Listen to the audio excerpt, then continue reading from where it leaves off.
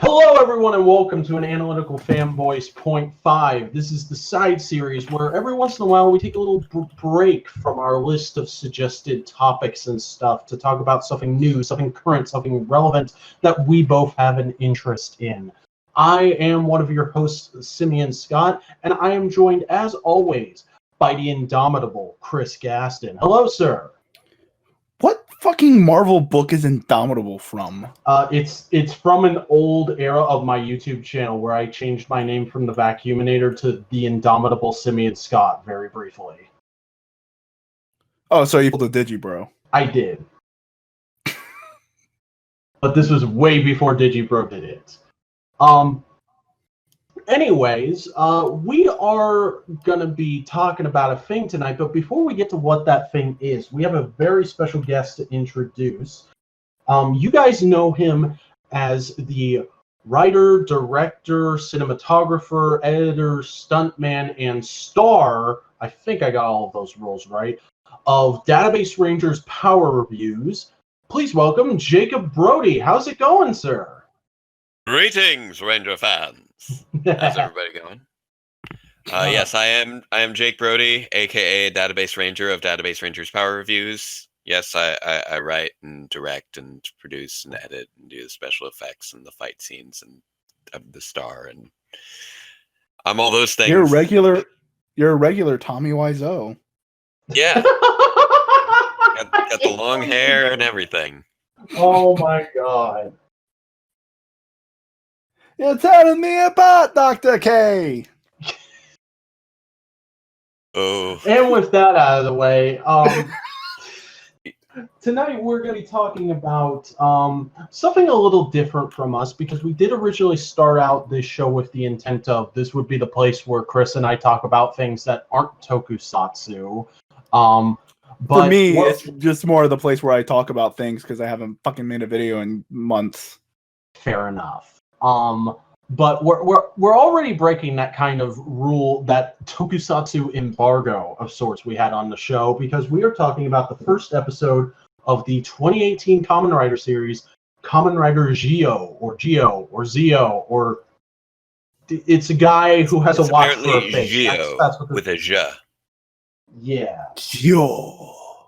But like, people who haven't really looked into the show are pronouncing it Zio, and everybody who has looked into the show are pronouncing it Geo, but in the show they say Geo, so I don't know what the heck. It's Okay, the same thing as with Zhu Ranger and Zhu Ogre. Now that I've actually seen it, I can say it's the same thing as with Zhu Ranger and Zhu Ogre. Mm-hmm. It's not Zhu Ranger, it's not Zhu Ranger, it's Zhu Ranger with a J, which doesn't. Can I just preemptively say instead of having to argue about Geo, Zio, and all that, can we just call him Time Fucker?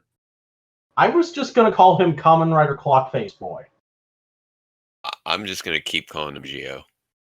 Kamen Rider Simba. Yes. Okay. Can we call him Geo Rider 12? Silver? I don't understand that reference. It's like Zio Ranger 5 Red. Geo Oh, it's going back. I'm looping it back. That's a good. He's taking it back in time. But yeah, this will be a pretty interesting discussion because we are like 3 different levels of Kamen Rider fan. Jake is the complete novice who's only seen like 2 shows. I believe you've seen like part of Kuga, Dragon Knight, which does or doesn't count depending on who you are, and X-Aid. Yeah, I saw all of X-Aid last year. I just binged it and did a quick video review. At least you watched a good one. At least you watched a good one. Yeah. I saw like the first 10 episodes of Kuga like 10 years ago. So I'm a little fuzzy on Kuga. I've heard nothing but good things, but it didn't grab me at the time. I recently sat through the whole show for the first time and fucking loved it. I get the impression that it's a slow burn kind of show. Mm-hmm. It's what I've gathered because everyone seems to love it by the end, and I just hadn't been grabbed yet. during those first few episodes. So I assume it's one of those things where it just keeps building upon itself. Yeah, it's a show of a different time. They didn't have to shove a ton of toys down everyone's throat and get like 4 or 5 writers in the show by episode 10, so they really took their time. I think also they weren't even sure if Kamen Rider was gonna be popular, so they're just doing one more season because hey, why not? Yeah, I think part of it was also just that I missed the team dynamics of Power Rangers and Sentai. And just having the singular character was harder to latch on to at the time. Again, it's one of those things where maybe if I gave it another shot, I might feel differently. But you probably really enjoy Heisei. I've seen at least. I think I saw a Link horror review for Heisei. That's about what I know about Heisei. I've watched the first 2 episodes of Heisei, and from that I basically got the gist that it's Kamen Rider Mean Girls or Kamen Rider MMPR, depending on the scene. Yeah, it gets better. That's only like the first 10 episodes. Okay, but Ex-Aid had writer dynamics from pretty early on, and that kept things rolling for me. Yeah. Yeah. And I mean, Kamen Rider Dragon Knight. I honestly, my wife Marissa and I watched through all of that back when it was airing. Really, by the end of it, it was just an endurance trial. Dragon Knight is a special show. I will always give that show kudos for like bowing down to Toei as hard as it possibly could and importing suit actors to maintain in-suit continuity. That's literally a thing they said as a buzzword. But yeah, it's got problems. I'll give the same dude, but it was that show was not easy to get through. It was not engaging. Apparently, Ryuki's pretty good though. Haven't seen Ryuki. I've heard that it's an okay adaptation of Ryuki, and I've heard people say that it's like an okay Rider series, like. And honestly, that kind of put me off of Kamen Rider a bit as well, where I'm like, okay, people are saying this is an okay Rider series. Fair enough, Maybe but that was also back during the Inoue period where Kamen Rider fans were just kind of used to eating shit and liking it. Okay.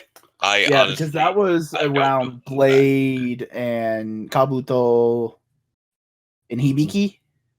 Yeah, like I can recognize which riders are which as far as the Heisei era goes. Primary riders only, and not secondary riders. But that's about where my knowledge is at. And then we have Vac with his database ranger, not database rider. Yeah. I'm very much like a mid-level rider fan. I've seen, I want to say, around 10 shows. I have a good knowledge of the ones I've seen, and I have very strong opinions about each and every one of them. And I was watching the show as it aired from like Wizard until the end of X-Aid, but and we kind of discussed this while we were watching the first episode of Geo, because we all got together and watched it before we started recording this podcast. None of us had seen it before, kind of like a live reaction type thing. I don't know if we'll ever release that, but we did record it. Similar to what we did with NXT TakeOver 4, Link in the corner. And what Jake does on his channel every week in the other corner. Yeah. I watched like the first 5 episodes of Build, and not that it was bad, it was just I was kind of burnt out on Current Toko at the time, so I just stopped, and I was also halfway through Q Ranger at the time, so I stopped watching that. And I haven't watched a lot of Rider since, except for Marathon and Kuga recently. But, you know, I've got like a mid-level range of knowledge, and Chris is kind of the deep lore guy. When I find a thing I like, I immediately start researching everything. Yeah. So, started watching Kamen Rider. I was like, all right, let me make sure I know every single writer of every single year since Ichigo. So, it's Ichigo, Nigo, V3, X, Amazon, Raidaman, Stronger, Then you got Where's Super One? what? Yeah, Super One's later. Super One's later. Oh, okay. No, that was the original 7 Showa. Okay. That's the original 7 Showa, and then you got, I think Super One's. No, it's the flying guy. I can't remember. Skyrider. Skyrider. Then it's Super One. Then it's Black RX. Then we got Shin, Zero, and shit. What's J? Because they look so fucking similar. Zero and J look exactly the same. They both look like because they were supposed to be a new Rider 1 and 2. Yeah. Then it's Kuga, Agito, Ryuki, Fies, which always pisses me off that they didn't wait till season 5 to do Fies. Yeah. That does keep throwing me off. I keep getting confused on that. Blade, Hibiki. No, Hibiki then Blade, if I remember right. Then it was No. It's Blade Hibiki. Yeah, Hibiki comes later because it's Hibiki Kabuto. Oh, so it's Hibiki, Kabuto, then Kabuto is 7, I think, and then it's then Deno, you got Kiva, and Decade, right? Decade, double O's, Forze, Wiza, the Gaiam, Ghost, Exade, Build, and now Geo. You skipped Drive. Rejoice, the Emperor has arrived. I just realized you skipped Drive. Oh fuck. Oh no, you forgot Drive. I forgot the one rider that I have the belt of. Drive's a good boy. I like Drive. Drive's a good series. But yeah, Deep Lore. I looked into it all. I looked into Shotaro Ishimori's work as a whole. Like, he is one of my favorite mangaka. He's one of my favorite. I said that. I say that in the dumbest way. It's mangaka. He did Cyborg 007. Bunch of cool stuff. So yeah. Yeah. So we're varying levels of Ride Boy, and we're here to talk about Geo Episode 1 because I'm not sure exactly when this is going to come out, but hopefully in a somewhat timely manner. And all that's out right now is the first episode, so this is kind of like a reaction speculation type thing. And I'm going to go ahead and put my cards on this table and say I thought this first episode was okay. It impressed me in a few small ways, but overall it was just kind of okay, which wasn't disappointing. I wasn't expecting it to be amazing, but also I was hoping it would like somewhat surpass my expectations because I am kind of the Toku anniversary boy, what with Gokaiger being my favorite TV show of all time. Okay.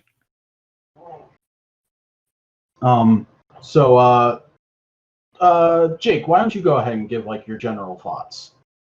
General thoughts. I mean, it basically met my expectations for a first episode of a Toku series. It was primarily about sort of introducing the world, getting the ball rolling, leading us up to our first transformation and fight sequence, and ending on our little cliffhanger of what the next fight is going to be.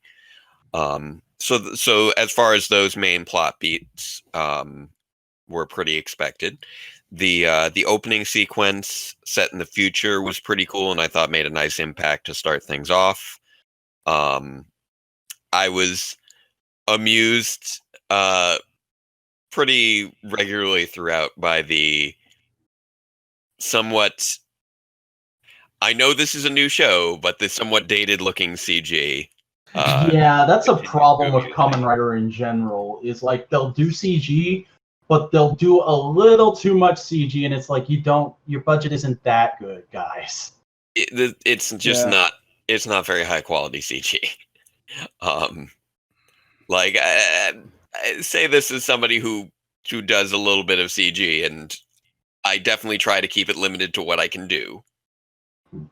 Like I think I said it at one point. There's that one shot of the statue of Soga, I think is the main character's name. Yeah. There's that one shot of his first transformation, as a statue commemorating the first transformation of Takiko Soga is what the plaque says.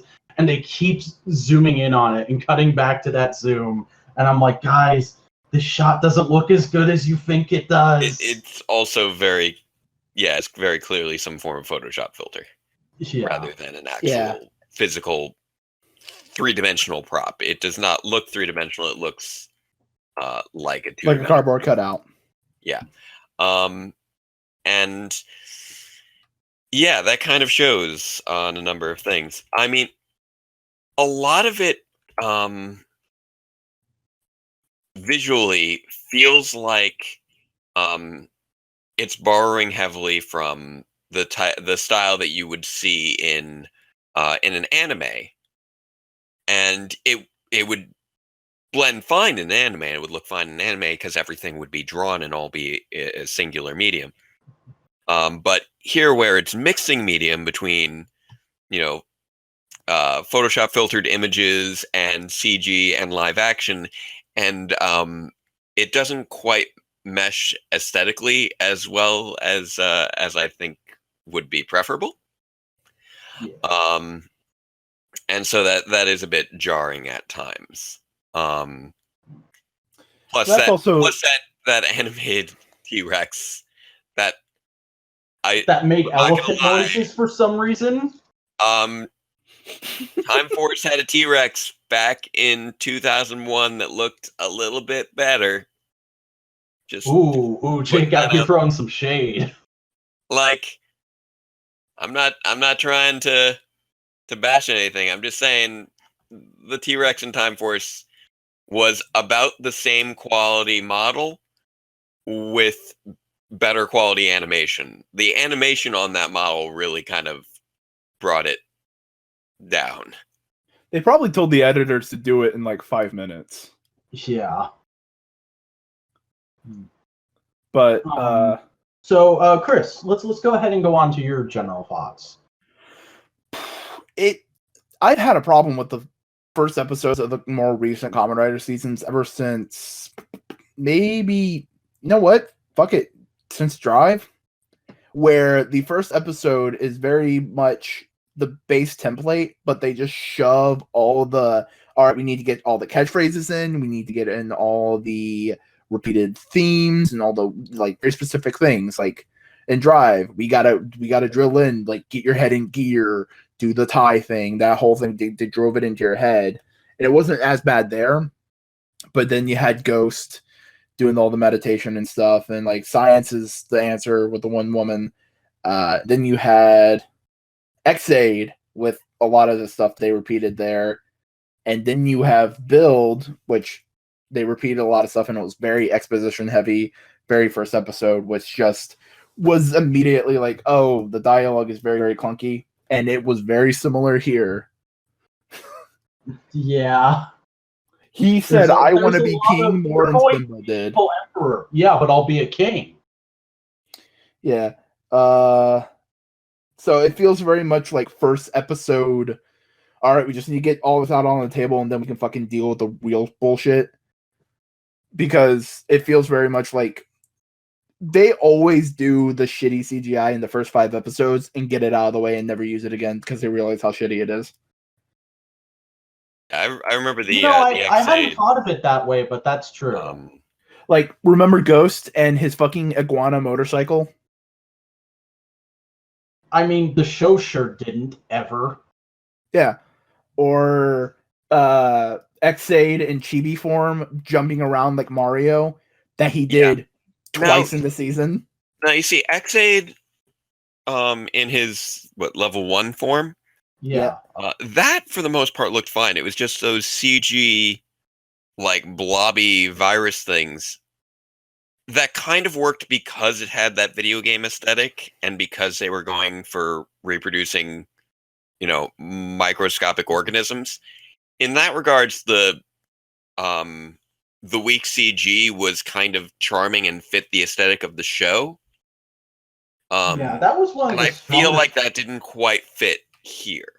No, I'm not saying about amount of fit. I'm just saying more budgetary ideas of like, all right, we got the stuff. Let's use it.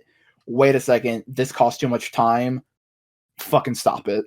But they keep doing it. Yeah. Because they want to make the shows look big and impressive, and they want their heroes to match up to fucking Captain America and Iron Man.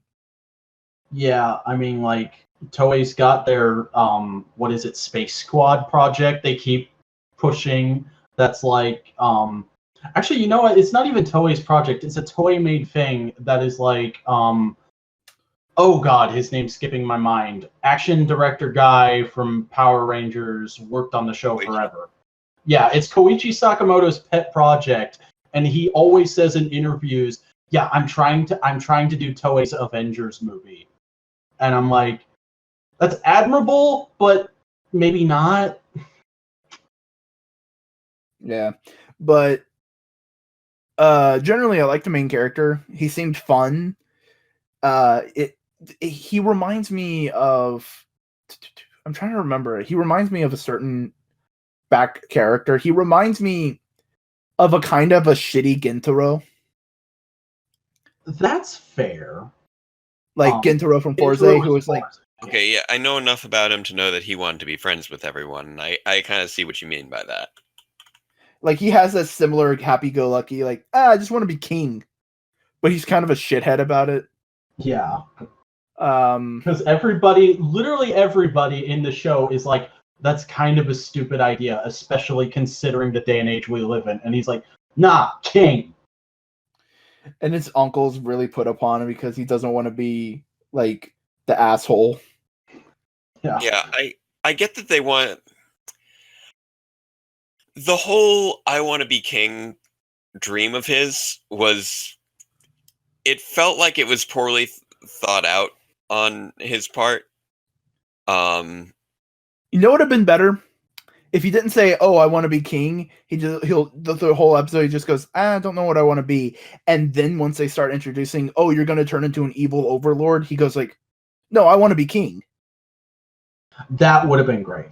Because it seems like that's what they're trying to go for, is he's like, "No, I know you're saying I'm going to turn out to be evil, but I want to be king, and I want to protect everyone's smiles and make everyone happy, all like Forza and Kuga and all them good boys. Even though you say that's not going to happen, I'm going to try and make it happen." But the thing is, the show literally opens with him hearing he's going to be an evil overlord. Well, I get the impression that he... The reason they were kind of playing up his "I want to be king" aspect was to really play into this is, basically a wannabe evil overlord, before he becomes the evil overlord that we saw at the beginning, with the subversion later on, that the reason that he wants to be a king is so that he can be a beloved king and make the world a better place. And that's supposed to be I believe that was supposed to be the subversion of expectations. Mm-hmm. I'm not saying that's not a bad subversion of expectation. It's just more of like in terms of having a semi-realistic main character before he becomes a time-controlling bugman. Him just going like, being 18 years old in modern Japanese high school, going like, I want to be king. Yeah. I mean, like, what you just said there, Jake, that's basically like a way to view this as the classic base idea of Kamen Rider, which is it's a guy who gets his powers from an evil source, but instead decides to fight to be good, even if it's gonna fuck up his life. It seems like they were trying to go for that and didn't quite stick the landing, but I could see them fixing it later by maybe like revealing the Overlord is actually another guy pretending to be Soga, and now Soga and Gates, however you want to pronounce it, are gonna I believe fight. It's Gage. Yeah. Well, I think it's Gates because he's time and the other guy's space. So Gates a gate is. Oh, and it's Sogo. Hmm. And not Soga. But yeah, I could see the show like halfway through doing the plot twist of Emperor Geo is like another evil dude who's been pretending to be so good the whole time, and now we've got to fight through time to stop him. We got to team up, buddy. Okay, I guess we're friends now. Oh shit, dude! All right, I found some pronunciation. It's Getsu. Yeah. Dumb theory. Maybe this is where the show goes. What if he's the dude who wears the fucking trench coat in Decade? If he's Narutaki, that'd be great. Yeah, Narutaki. He's the Narutaki is the Honoredo Decado guy, Jake. Honoredo Decado. Okay. I'm gonna go with okay. Basically, he went the whole season just going like, Decade, you're fuck off. Fucking get away. Stop it. Narutaki is like the biggest troll in Tokusatsu history because he's literally every 2 or 3 episodes of Decade he shows up and goes, Decade's gonna be evil. Decade is evil. I'm gonna summon riders that'll fight him now and distract him from the plot of the week. And then they never explained why he is that way. He's just a guy who shows up and screams, "Damn you, Decade," every once in a while. And eventually he joined Shocker. That did happen. For no reason. And like he played it off as like, I joined Shocker to make you all team up together. Also, I hate to assume you're completely stupid, Jake, but just in case you didn't know, Shocker are like the original big bads of Kamen Rider. Yeah, that much I know. Yeah. Okay. I don't.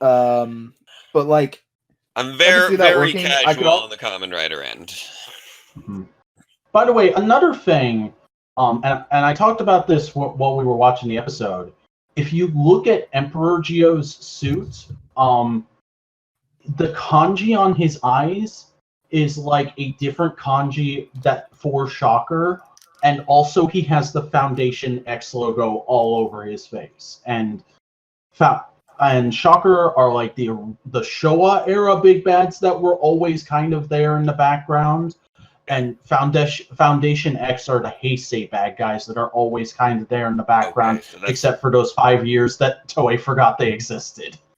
Yeah. So that's what you were talking about before when you kept talking about Foundation X. Yeah. Yeah, like think of them as like Kamen Rider evil men in black. Mm-hmm. They're basically Kamen Rider's Hydra. Yeah, like the last time they showed up, it was in an X-Aid, I think, direct-to-DVD special episode about Brave earning the Night of Safari Gashette, which he never used again. And it also explains why his assistant ladies aren't in the rest of the show. And he's fighting a Ryuki rider, and that rider is supposed to be dead, so the whole time it's like, why is this guy alive? Why is he attacking Brave? And then it ends with 2 Foundation X guys showing up and going, well, that didn't work. No. I think Dr. Pac-Man was also a Foundation member. Was he? I think Dr. Pac-Man was hinted at being a Foundation member. Okay, well, I didn't know that. That's seen cool. The Dr. Pac-Man crossover or movie thing. Yeah. But also, by the way, this is the thing you might want to know. A New Japan Pro Wrestling wrestler was the dude with the fucking choice hair in the Dr. Pac-Man movie. Oh yeah, I knew that. Takahata? No. I knew that because he had also been in a Garo special, and people told me he was a wrestling guy from that. Yeah. No, he loves Toku. Cool.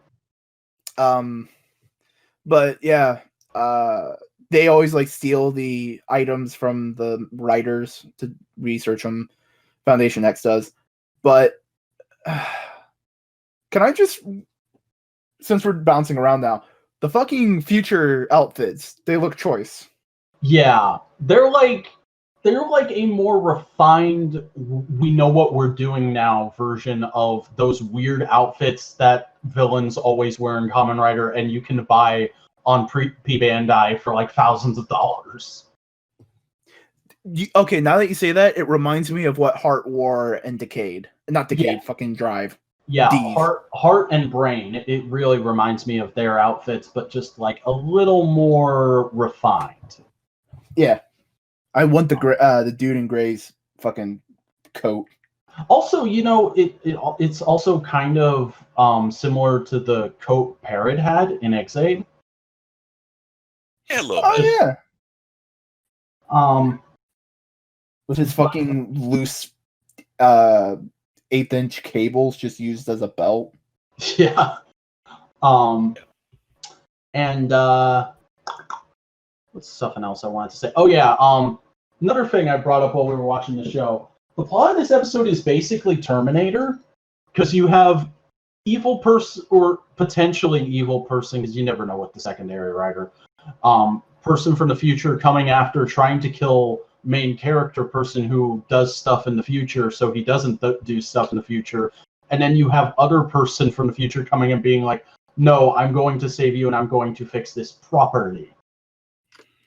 Yeah. It's sort of a little bit of an inverse, sort of an inverse Terminator, in that in this case, the person going back in time to kill the guy is trying to save the world instead of ensure its destruction. Yeah, this whole season seems more like let's go kill baby Hitler kind of a story. Yeah, it does. Which in and of itself is still, something of a Terminator plot, because it is still. Yeah, but what I'm saying, like, people tell stories like, oh, let's kill baby Hitler. Also similar to Cosmic Ghost Rider, where he fucking kidnaps baby Thanos. Yeah, that's the thing we were talking about last night in the pre-show. Was there's a book at Marvel right now called Cosmic Ghost Rider about Frank Castle basically saying, I don't want to be in heaven, heaven sucks, and Odin giving him a magic space motorcycle. And so the first thing he does is he goes back in time to kill baby Thanos, and he's like, but what if I adopted baby Thanos? That's fun. The book goes from there. Yeah.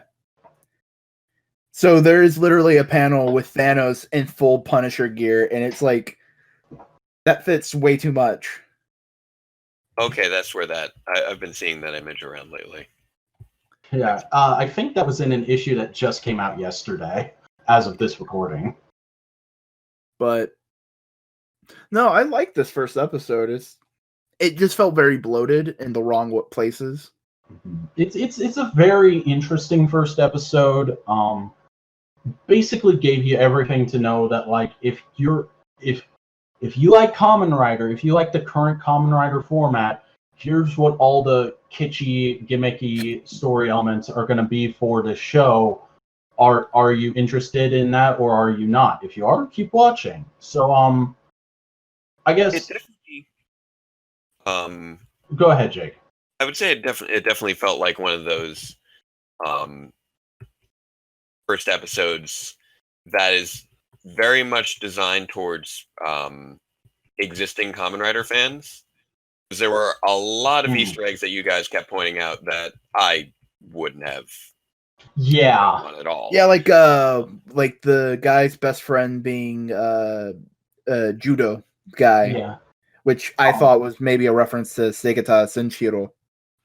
And Gates's henshin pose. Sorry. Gates. It does seem to be Getsu. Gatsu's henshin pose is the same pose Ryuki does when he summons his big CGI dragon to do a finisher. Yeah. And even the main guy's pose seems to be a modification of Ichigo's pose. Yeah. Instead of having his back arm in a full 90-degree elbow like Ichigo does, it's more loose. Which go ahead. You go. I was just gonna say, and then the big one is they're literally in like one of the last episodes of Build for a minute. Yeah. Fortunately, you guys said, oh, spoilers for Build, but it was one of those situations where I'm like, I don't know. I don't have any context for this at the moment, so I don't feel spoiled. You just now know that there's a rider in that series named after a musical instrument. Yeah, and honestly, I know virtually nothing about the actual plot of Build, but I know that there's a character named Banjo because people keep talking about Banjo. Yeah. Too bad there's no Kazooie. There's it's one of those things where I'm just like, that doesn't seem like a spoiler to me. I assumed that this was a main character. Can I say, because the spoiler wasn't that character, can I vaguely say what the spoiler was in a way that won't actually spoil you? I assume that it was that character becomes a rider. No, it was okay. So when they first come into the build time period, you see that big wall. It was that he was going to defeat somebody by kicking them. No, that was the spoiler. It was okay. So the big wall. There's a thing that happens at the end of build so that the wall never happened and nobody is supposed to remember it by the time Geo happens, except for build and Cross Z. So that's why he was like, wait, this is only a year in the past. What the heck is this thing? Why is there a big wall? Okay, so that's why he was so confused by it. Okay. Yeah. I mean, I am still, like I said, considering watching Build soon. The suits are great in Build. Oh yeah, they look amazing. Also, the suits look amazing here. Strong design. I like Geo and Emperor Geo quite a bit, but I don't know. Gaze there's just too much face kanji for me. I like Gaze just because he looks like a sports watch compared to Geo's looking like a Rolex. Yeah. And I get that was the idea in the design. Also, straight up using SIC-esque designs for the monsters. Yeah, another build is kind of great. And like, I'll be honest, I low-key hope that if they do an Agito episode, instead of having another Agito, they just use the old Another Agito suit. That would be great. No, make a new one. It's called Another Agito. Yes. I think I'd heard that there was already something called Another Agito, and yeah, I know that they're going with these Another This, Another That for their monster names. Mm-hmm. And it's an interesting villain plot because you kind of analyzed it while we were watching the episode, Chris. What they're basically, we don't know why they want to do it or really anything aside from this is what they're doing, but the villain seems to be like saving people in time who would have died and instead giving them a second chance as an evil Kamen Rider with like an inverse version of that rider's powers, where Bill's whole thing was he would beat up monsters and take their essence to get a concept to make a new what were his gimmick items called? Bottle something. Yeah, to make a new bottle to transform with, and he was searching for best matches. And this guy, he basically just absorbs people into bottles to get concepts. So it's like an evil, malicious version of that. Yeah. Also, the animation on his face in that one scene was amazingly good for a weekly tokushow. Yeah, that meshed pretty well. Yeah. Yeah, because that was CGI enhanced. And that also felt like that was a tiny moment in this for me of, oh my god, we have arrived. This is truly the other side of the Heisei period, because weird background info on Kuga, there's actually a second version of the first episode of Kuga that has never aired, because Toei made two versions of it to screen test with kids. They made one where they had monsters doing mouth flaps, like animatronic mouth flaps, and they made one where the monsters had CGI mouths because they wanted to see if the technology was good enough that they could get away with that and kids would like it. It terrified kids. They're monsters. They're supposed to terrify kids. Not that much. Yeah. Kamen Rider started as a horror story. Not to the extent that it's no longer profitable. Mm-hmm. Yeah. But and that's why we've had CGI that's why we've had animatronic mouth flaps in monsters on Rider for the entire Heisei period. But when that monster like talked and did stuff, they I don't know if it was CGI or if it was like stop motion. It looked like it could have been Eater to me, but they just had really good animation on the mouth there.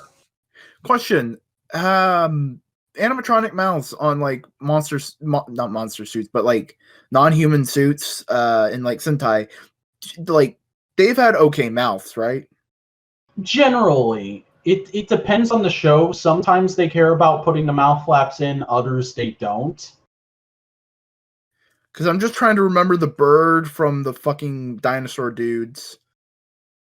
And the furry version of SPD Doggy Furry.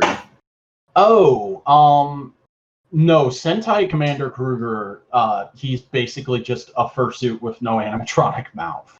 It wasn't because Greg Horonowitz basically remade most of the main suits for SPD and made sure they had good animatronics and looked good on camera because of how bad the Kruger suit looked. Yeah, he wanted something that looked a bit more realistic and a bit more alien and a little less, sort Disney? of Muppety. Disney owns the Muppets. Just because I'm remembering all those old mouse, and also like Mesogog from Dino. Well, Mesogog was a different case in that was actually Latham Gaines' mouth controlling it the whole time. Yeah, it was like a mass prosthetic thing, but like, I don't know. I don't know where that conversation was going. I just wanted to. Okay. Yeah, no, it's an interesting thread. We haven't really talked about a lot of the side characters. We've just kind of been on concept stuff and Geo himself. What did you guys think of, I guess, the female companion, to use a Doctor Who term, for this season? She reminds me of the one from Dino. Really? I've not seen Dino. Very similar. They both wear a very white flowing top, if I remember right, in the first couple episodes. And they were both like, they were both talking to the main writer and going like, "Will you stop and like actually not be an asshole, please? Thank you." Her name was Tsukiyomi. Tsukiyomi, okay. Tsukuyomi. Also, both those seasons involve time, so maybe that's another like Easter egg. And technically, both of them have King in their name. That's because fair. Because O is like a shortened version of like King in Japanese, so that's why there's Den O and O's. That's why Zyuohger was called Zyuohger, because they already had a Jew Ranger, so instead they did Beast King Ranger. Yeah. But like friggity frack, fiddly foppity boop boop badoo, I'm the scat man. I don't know. Any other talking points you guys wanna bring up? Because like Kamen Rider Ebony Maw was great. Yeah, the guy who's like Gio's hype man was like borderline hilarious, but also kind of cool. He seems like the guy who would like, oh wait, you want to be a good guy? I'm not sure how I feel about this, but you are my king, so I'm just gonna do what you tell me. Yeah, that was probably like one of the dudes in Emperor Gio's court, traveling back in time to make sure shit goes right. Something like that. That's why he has the chronicle of him. Mm-hmm. The Twilight Chronicle. God. which is a cool name for a prophecy book. Mm-hmm. Also, I'm pretty sure that's like on P Bandai right now as a notebook. Probably. But also the other evil future person. I say evil in quotation marks. I can't remember the character's name, but she's the one who turns the basketball dude into evil build. Yeah. Let me see if I can find. I think her name may have been Aura. I'm not sure. I'm double checking and reading up on this thing. Okay. Jake hasn't seen this show, but I think you have. Is it just me, or did she look a hell of a lot like the Blue Ranger from Zyuohger, Chris? I think so. Yeah. Like, I'm pretty sure it's not her because you told me how old she is, and yeah, because okay. story time. My reaction to her was to go, "Oh, she's a cutie," and Chris immediately got on me like, "Hey, pedo ass, she's 15," and I was like, "God, No, I was more Japan." saying that to like warn you of like, do not go any further with that saying. Just like go like, oh no, she's cute. That's fine. Go, stop. Don't loot the lolly. Agreed. Head pats only. That's kind of the way it is with Toku, though. For me, at least, is like every time there's a girl I think is cute, I go and look her up, and it's like her actress is 13 years old. Damn it! Yeah. Hey, at least that's getting better because they're doing that mom DVD spin-off movie of like the female SPD Rangers. No, it's like one. Okay, the character name is Uru. Uru. Yes, it's spelled H-U-R, but it's apparently pronounced Uru.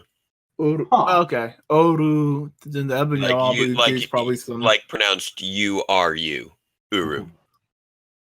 And she's apparently like, if not the main villain, one of the main villains, because she's the one who makes another build. I think she's probably going to be more of the chaotic jester of like, oh, we need to push him to be our king.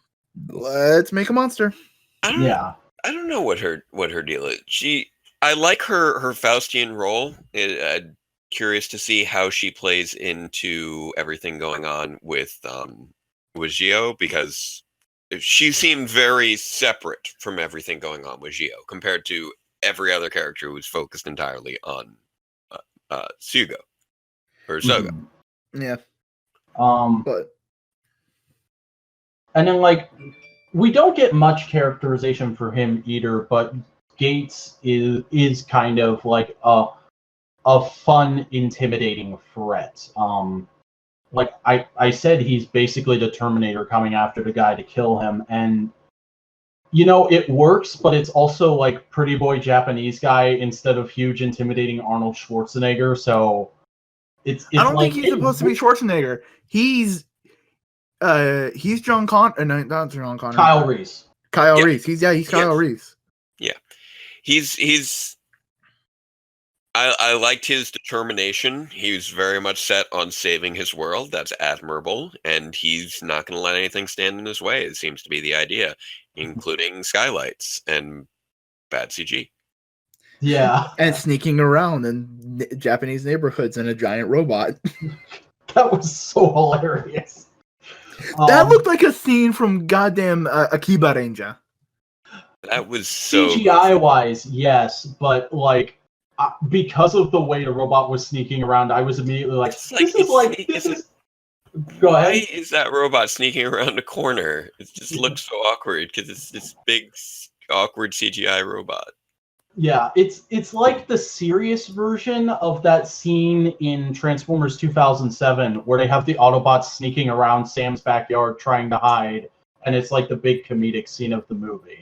Yeah, except that was how we first saw our CG thing. It's like we have no context for that. It's just robots sneaking around corner. What if, just imagine the show never mentioned it again and it was just there. That would have been great. But yeah, Gates is cool. I want to know just more about him and get some actual like backstory and development aside from just, I'm from the future, you're evil in the future, I'm going to kill you. And also, I thought it was hilarious. If you watch the way he transforms and puts the ghost armor on at the end, they brought back the CGI floating ghost spirit models from Kamen Rider Ghost. And one of the ones they used is the one that's supposed to be Ghost's soul. So he's technically holding Kamen Rider Ghost hostage. Oh, yeah. That's fun. No, he's from the future. He died in the Kamen Rider War. That's why he has his soul. Oh! That's why they have all the powers, because they're from the future. Hey. Because they stole them. Except for next episode where they go back to 2017 again and get the Build Rider armor. I'm not saying my idea made sense. But, I was about to motherfucking say something. The belt looks cool. Yeah, it's a cool belt. I love the effect when he was transforming. When he spanned the belt, he stayed in one place, but the world around him turned. That was fun. Yeah, the world literally revolves around him. Oh, fuck, dude. Oh, you just broke my mind, bro. I tend to do that. He deserves a clap, man. He deserves... Hey, Jake, you win most interesting insight of the episode. Thank you very much. You win 5 Kamen Rider points. Yay! If you'd like to see more brain breaking, check out Database Ranger's Power Reviews. Oh my god. So I'm kind of at the end of my rope here with things I wanted to talk about. Do you guys have any more talking points you want to bring up? I think just as a general overview, we have an interesting premise in terms of the question: will this future come to pass or not? Is an interesting glimpse into the future devoid of context, and I imagine that context is what we'll be unveiling over the course of the series. Sugo is he seems to be a very naive character at the moment, and I imagine his loss of innocence over the course of the series is probably going to be what will ultimately determine whether he embraces or rejects his destiny as an evil overlord. Our other characters at the moment, their motivations are actually pretty well established, even if their personalities are still sort of settling in. Like, we can see that Gates is very determined to save his world by destroying Sugo.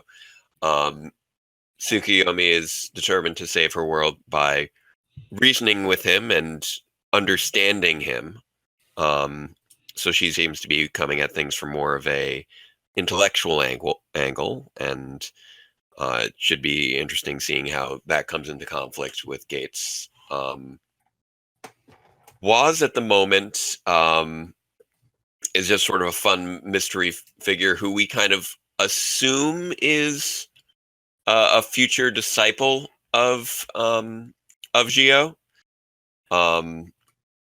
and seeing him, being all obsessed with everything coming to pass, how things are already subverting his expectations look like they could be fun.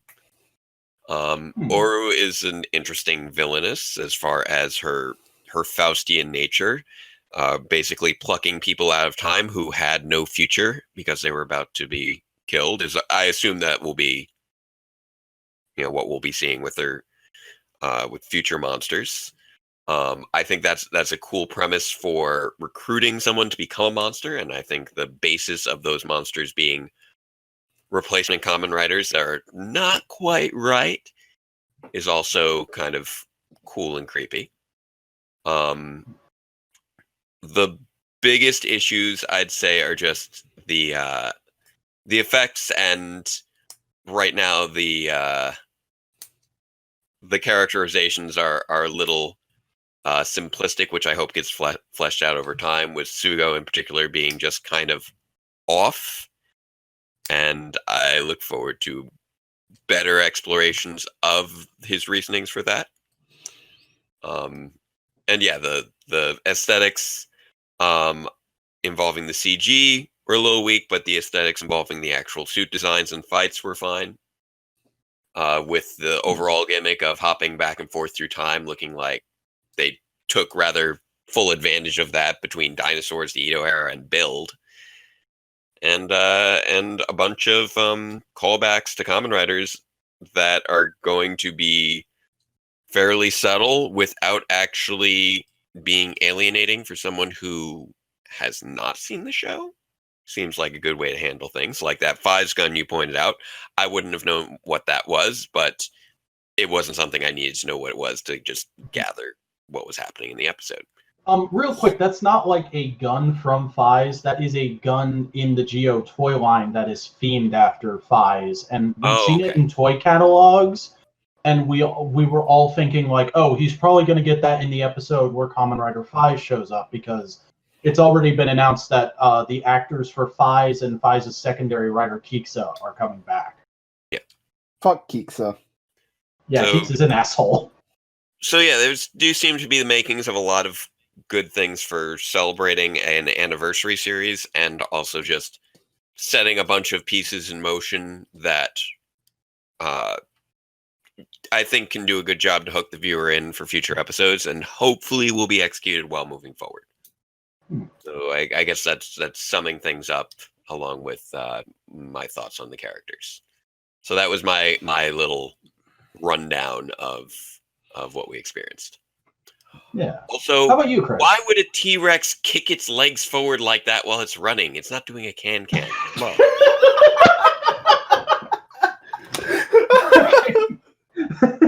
So, Chris, what are your general thoughts on the first episode? I'm a big fan of T-Rex can-cans. Jake said a lot of the things. Jake said a lot of things that, like, yeah, I mirror a lot of his thoughts. It's really good. None of the callbacks or references were really like, huh? Jam a knife in your side, going, huh? You get it? But a few things I just want to, like, I'm just thinking about is like, oh man, he's calling himself King and Overlord. Imagine him running into fucking God Gaiam. Yeah, because Gaiam is a space god who almost became an evil overlord himself. Yeah. So that will be fun. That will be interesting. I'd love to see him. Like, I know this is very much more a Heisei celebration of the last 18 years, but I'd love to see him just talk to Ichigo and go like, hey, I'm a king. I'm going to turn evil one day. And you call yourself a Kamen Rider? Yeah, and Ichigo just slowly looks at him like, what the fuck did you just say? No, he just looks at the past couple riders, X8, Drive, Ghost, Build, and goes like, who let him in here? Wasn't that the plot of Heisei versus Showa, though? Was Ichigo and a couple other guys going like, Heisei riders are all too dark and they have too much evil in them. No. It was they were too soft. Oh yeah, that's right. Right, because all the Showa era riders were generally the results of like experimentation and things driving them insane, and then the others are really more like, hey, I got some superpowers. I was born half a vampire. Sure, why not? Oh, I know that you Kiva. just described Kiva.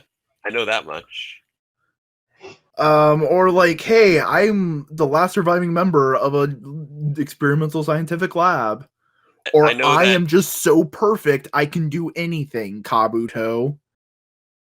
I know that Gaim is basically Madoka Magica, but with fruit ninjas. Well, it was written by the guy who did Madoka Magica. Yeah. Like, I don't know all the details, apart from just that it's apparently very, very similar to Madoka Magica, which I actually have seen. It was a good series. Yeah. But also Madoka Magica is kind of a ripoff of Ryuki. It's all a rich tapestry.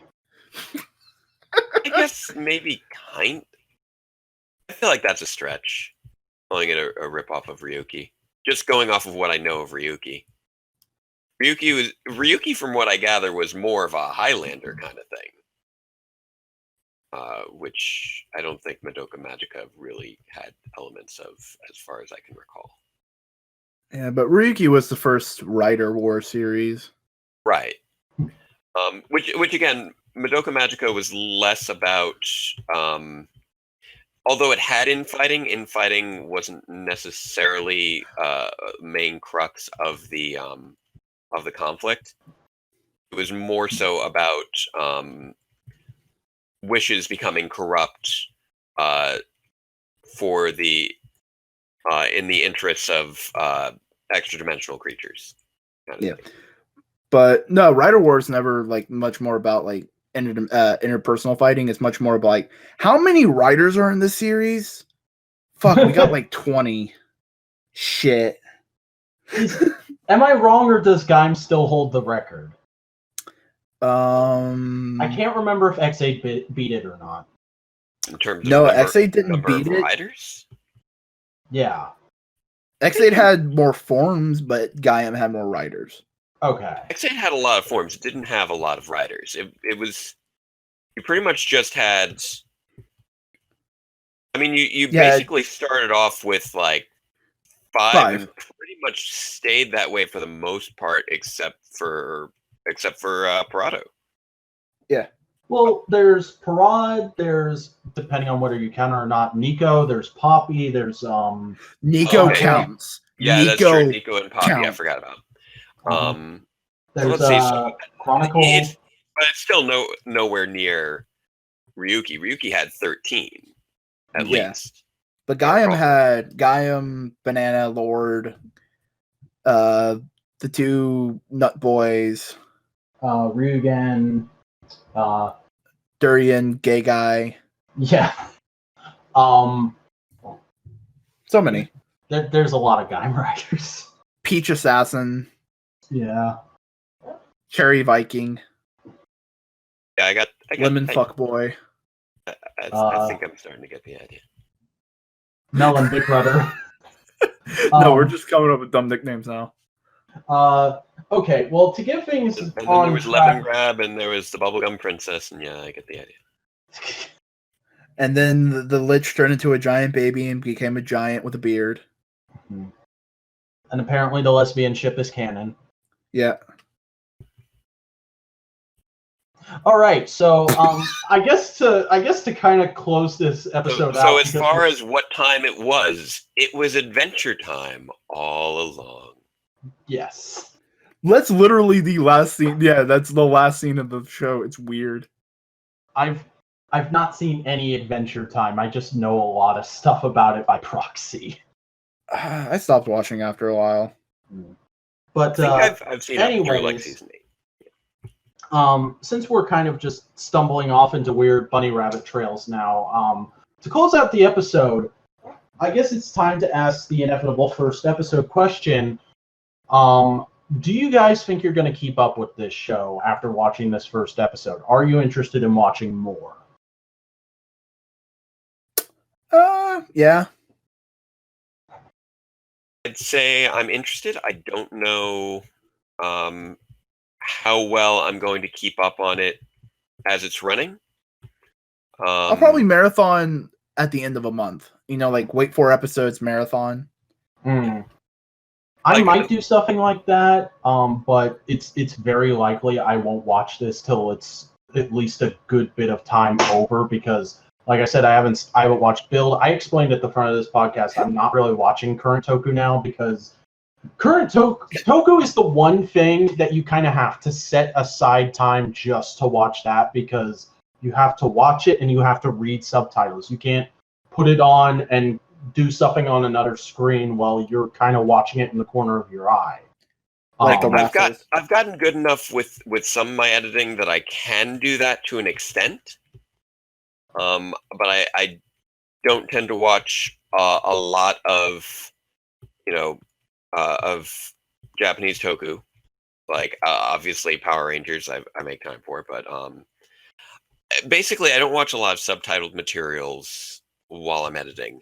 I make time for Lupin Ranger versus Patch Ranger because I'm doing the live reaction video series with my wife, just like we did with Q Ranger. And I might decide to go for take a week and binge a series, but making time for it in general as as part of a routine is something that I'm not that good at with most shows that I'm not doing a video series on. Yeah. And I mean, like I said, I don't intend to do a video series on Geo as it's airing. I have way too much work to do.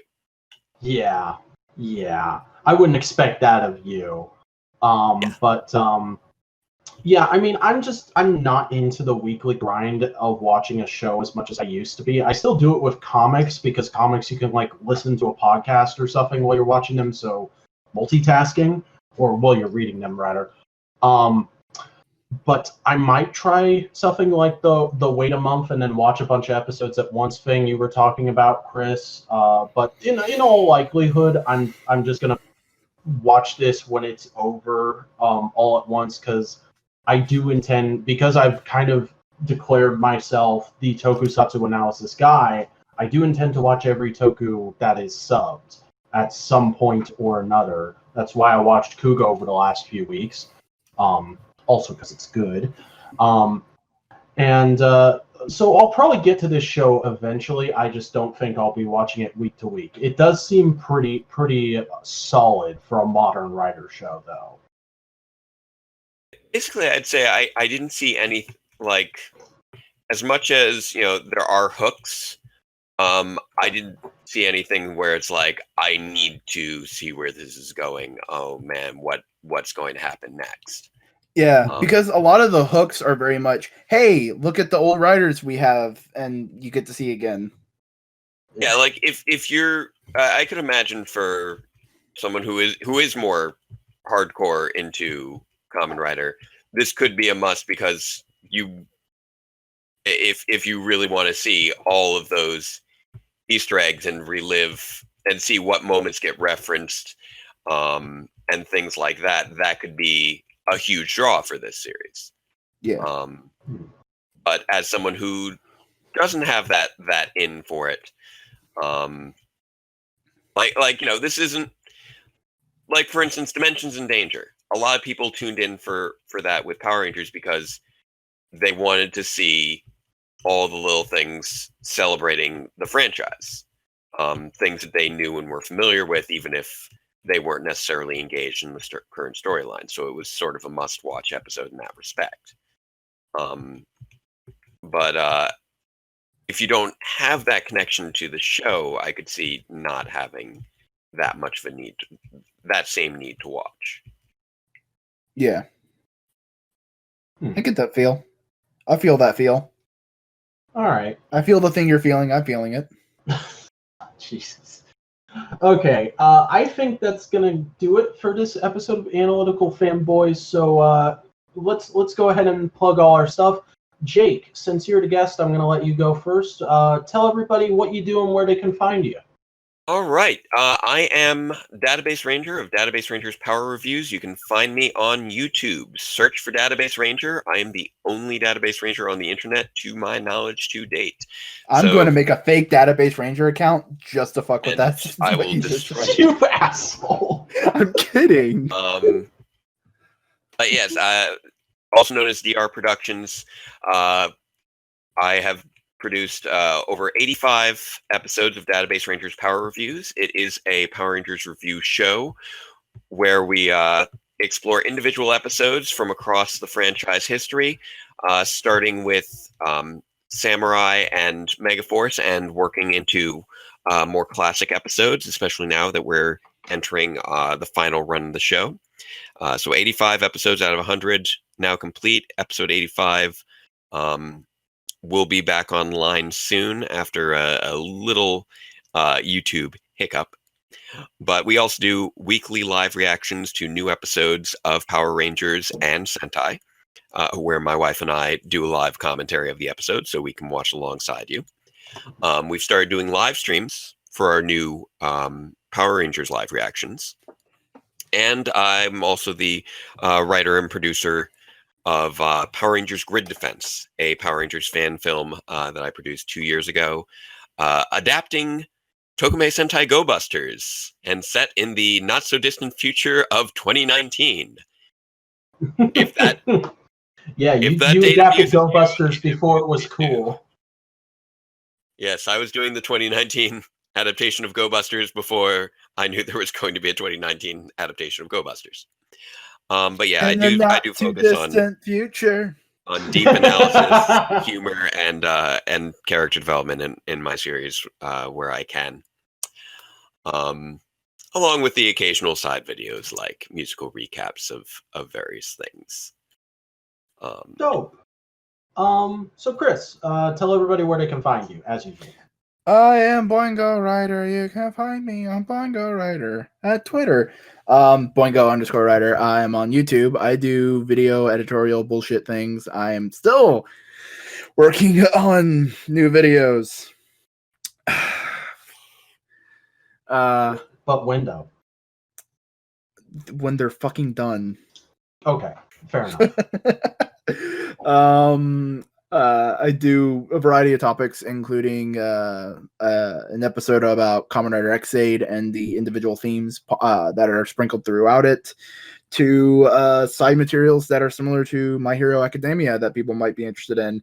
I am part of the Analytical Fanboy podcast, as you can tell, and I am... Like, I no exact dates, nothing like that, but I am part of a D&D podcast that we're trying to get off the ground, so keep an ear out for that. Yeah, you can find me on YouTube at Boingo Rider. Very clean. Yes, and I forgot to mention I am on Twitter and Facebook as well. Yeah. And of course, everybody knows me and where you can find me. I'm the Vacuuminator. I do analytical videos about tokusatsu and occasionally other stuff with a bit of a story through line to it. You can find me on YouTube at youtube.com/thevacuuminator. I'm also on Twitter where I talk about toku and other bullshit I feel like talking about. Like your waifu, Asuka. Yes, Asuka is best wrestle girl. That is a fact. Do not dispute that with me. Nikki Cross. We'll have words, sir. We'll have Nikki Cross and Dakota Kai. We'll have words. Anyways, it's at the Vacuuminator. Go follow me there. And yeah, thank you for listening to this episode of the Analytical Fanboys podcast. We'd like to give a big thank you to Jake for coming on and doing and putting up with us. Yes, and putting up with us is a perfect way to describe it. And thank you for allowing me to plug my material. You're welcome. Looking forward to hopefully finishing up the 12 new people. Yeah. Hopefully we'll be able to finish up Power Review's grand epic story within the next year or so. That's good. Fingers crossed, bro. Fingers crossed. Fingers crossed, big time. But hey, if you enjoyed this episode of Analytical Fanboys, go ahead and hit that subscribe button to get every video as it comes out. If you want to listen to older episodes on the go and you don't have that YouTube premium thing going on, go ahead and click the link in the description to download every and any episode as an MP3 from Google Drive. If you want to submit a question for the Q&A segment on our regular episodes, go ahead and email us at analyticalfanboys@gmail.com. Be sure to put question for the Q&A, okay to read on air, in the subject line. And yeah, that's pretty much it. So we'll see you guys on the next episode of Analytical Fanboys, when we'll be talking about the first season of the Bakuman anime. I still haven't started it, but it's only been a day, so that's not terrible of me, right? No. Okay, good. Until then, everybody, what's a Kamen Rider reference we can use to say goodbye? I could do a fucked up fruit fact. I can think of something here for at least relevant to this one. Okay. I'm gonna be a mighty king like no king was before. I'm working on my rider kick to be an evil overlord. Yeah! We can't keep time because of the time delay of the phone call. Oh, that's great. And I'm just gonna have it. Can't wait to be king. Yes!